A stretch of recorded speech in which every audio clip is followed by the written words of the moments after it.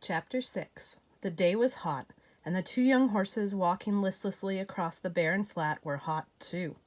They had been on the move since dawn. They were restless and disturbed. There was a troubled feeling in the still air which kept whispering, "Watch out! Watch out!" Had they been part of the band, they would have been warned by the stallion leader that danger lurked everywhere. But they were both young and inexperienced. They had grown up with almost no parental supervision and, as a result, were unprepared for what lay ahead. Right now, they were terribly thirsty. Neither had had any water since they had left Cloud's favorite valley, and that was over 7 hours ago. The summer had been abnormally hot, with little rain. All the watering stations they passed were dry, and even the creek beds were cracking up under the blistering sun. But the horses kept moving forward in slow motion, as if in a dream, too thirsty to stop and almost too tired to go on. A breeze came up from the south and crept sluggishly across the parched land. As it passed over Cloud and the bay, their heads suddenly lifted and their nostrils dilated. Water! The scent of water! They broke into a trot, then simultaneously rolled into a ground-eating gallop. The terrain dipped steeply toward a grove of scattered trees and brush. There was water in there. But there was also another smell in the air that should have stopped them. A cowboy, lying along a branch of a tree near the waterhole, watched them approach. "Hey, Mike," he whispered down to his partner, who was leaning against the tree trunk. "There are 2 of them headed this way right now. You better duck out of sight before they get here, and tell Luke to mount up." This was the only waterhole within 20 miles.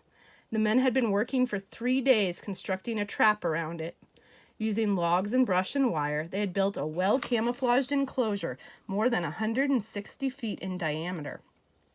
It was almost 9 feet tall, and they figured strong enough to hold an elephant. The man lying on the overhanging branch braced himself, waiting to drop the gate the second the horses moved inside.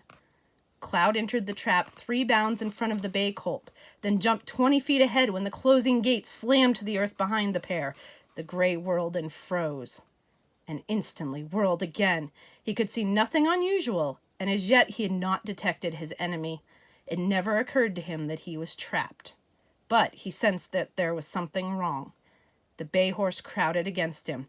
He too was completely perplexed by what had happened, but he looked to Cloud to make the next move. 5 seconds ticked by. A voice from somewhere shouted, "We got him, Luke!" Cloud had heard that fearful outcry before. Like a bolt of lightning, the memories of his early years descended upon the gray colt, urging him into a swirling blaze of action that sent him around the enclosure 3 times, rapidly exploring every opening. He stopped abruptly when he realized he was locked in, and as the dust settled, he could see his bay companion was still standing where he had left him. But Cloud had too much of his gray sire in him to give up so easily. There had to be a way out. Of course there was. The same way he had come in. His thirst was forgotten now. He approached the gate cautiously, sizing it up. When he had decided what to do, he broke into a trot. Then, 2 strides before the barrier, he set himself and, with a tremendous impulsion, leaped toward the top bars. He hung over them for a fraction of a second, then seemed to gather himself again in midair. The rails rattled as he skimmed across them. The baked earth on the outside rose to meet him, and, even as he landed, his hindquarters came in under him, and he was off. For the next 200 yards, he flew as if he had been shot out of a cannon, then abruptly came to a sliding halt when he heard the bay cry out behind him. Spinning around, he whinnied shrilly, frantically. The bay answered in panic, but he was still frozen where Cloud had left him, inside the trap. The gray colt went galloping back, but he was much more alert now. So far he had seen no sign of human enemies, but he knew they were there. When he reached the gate, he met the bay nose to nose through the bars. He could not leave him behind. He began circling the enclosure, the bay keeping pace with him on the inside.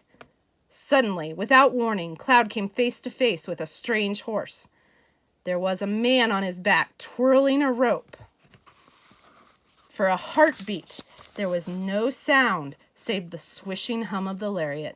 It all happened so fast and unexpectedly that Cloud had barely enough time to duck sideways when the loop whirled past. 2 more riders appeared, blocking his escape to the left, so he broke away to the right, racing close to the boulder-strewn base of the steep wall about the waterhole. In the next instant, the three men were spurring after him, all swinging ropes about their heads. Cloud quickly outdistanced them, but they kept up the chase and presently cornered him. Again he broke away, dodged a flying rope, then flung himself at a rock slide in a valiant attempt to scale it. While he fought upward in the slipping shale, the horsemen converged behind him. A quick noose looped forward and settled over the gray colt's ears. A rider whirled and rode away, his horse leaning against the pull of the lariat tied to the saddle horn.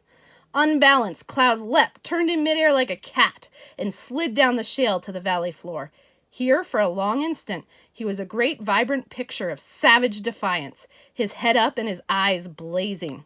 Then he charged, low and fast. The other two riders snaked their ropes forward and down, trying for his feet. He was too quick for them, though.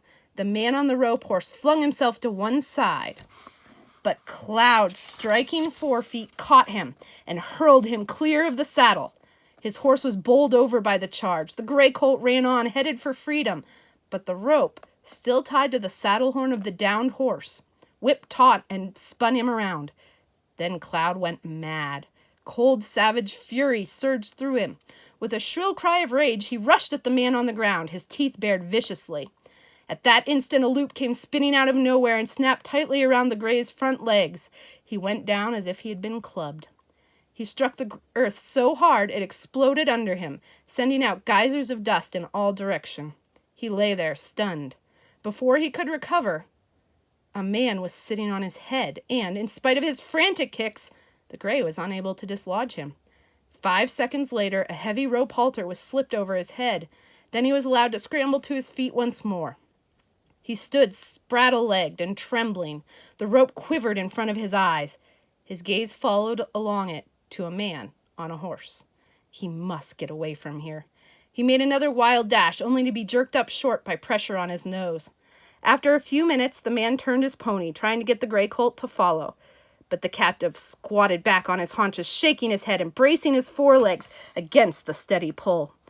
One of the cowboys laid a quirt sharply across his rump, causing the wild horse to shoot forward. This was his first lesson in leading. The rope must be obeyed, and there was no use struggling against it. After Cloud was snubbed to a tree, the three men departed. About 50 feet away, he could see the bay snubbed to another tree. At least he was not completely alone, but he was exhausted. Sweat rolled down his flanks and dripped from his belly.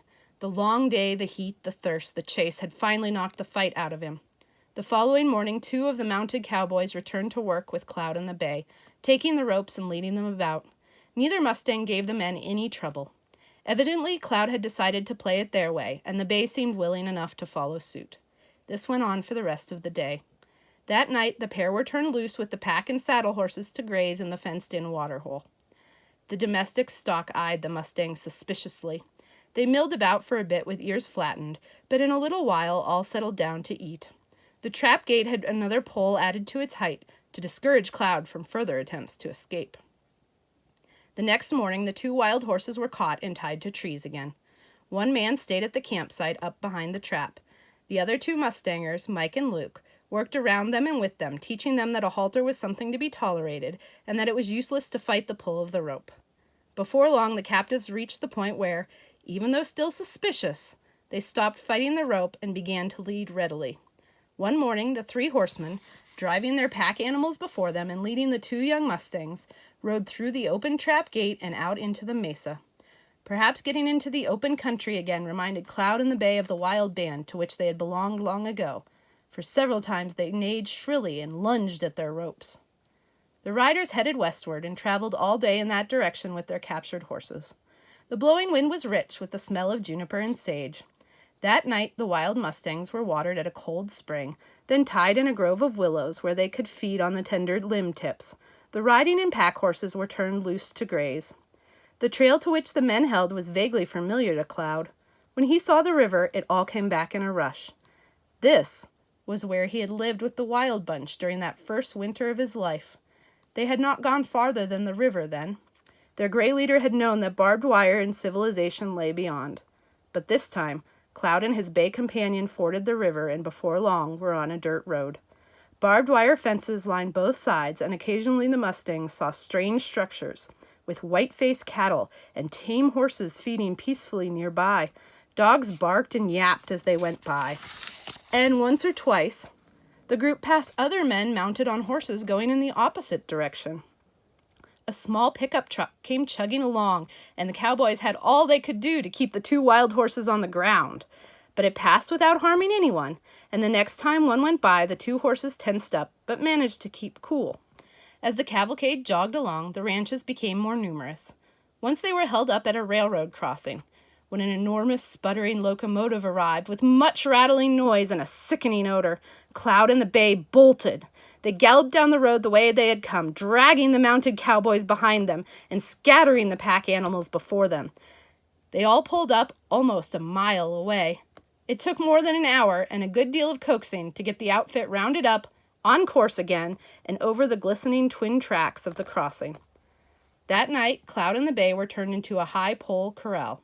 Both horses diligently examined every crack and corner before they had turned their attention to eating for the first time the unfamiliar new fresh hay that had been thrown in for them. The mustangers met with two strange men. They talked softly for a time. Then there was much laughing, money was exchanged, and the mustangers rode off. The new owners of the wild horses sat around a fire for a while. Finally, they wrapped themselves in blankets and slept. Early the next morning, the captive pair was driven by their new owners into a long chute, up a dirt ramp, and into the bed of a large truck with high sides and a canvas cover overhead. There were several other captured mustangs aboard, and they crowded away from the newcomers. For a moment, it seemed as if a kicking contest was about to begin. But when the vehicle jolted into motion, the animals had all they could do to keep from falling down. All day long, they traveled eastward. Through the parallel slats, Cloud could see the countryside slide swiftly by. Thousands of odd and unknown odors rushed through his prison as the truck sped away from the sunset. Most of the time, the ride was fairly smooth, but occasionally the horses were hurled from side to side by deeply rutted dirt roads.